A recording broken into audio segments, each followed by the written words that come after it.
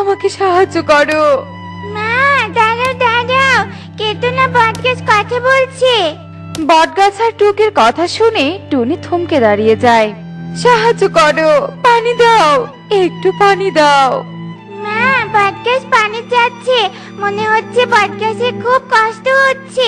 বটগাছকে একটু পানি এনে দাও না মা। ঠিক বলেছিস মা, তুই এখানে দাঁড়া, আমি এক্ষুনি পানি এনে দিচ্ছি। এই বলে টুনি ওখান থেকে চলে যায় আর কিছুক্ষণের মধ্যেই পানি নিয়ে চলে আসে আর বটগাছের গোড়ায় পানি ঢেলে দেয় আর সাথে সাথে বটগাছটা একটা গাভীতে পরিণত হয়। এই দেখে টুনি আর টুকি বেশ অবাক হয়ে যায়। এ কি, এ আমি কি দেখছি? বটগাছ গাভী হয়ে গেল কি করে? কে কে তুমি? হ্যাঁ, আমাদের কোনো ক্ষতি করো না, হ্যাঁ আমাদের ছেড়ে দাও, ছেড়ে দাও। ভয় পেও না পাখি, আমি তোমাদের কোনো ক্ষতি করব না। গাভী, তুমি এভাবে নিজের রূপ পরিবর্তন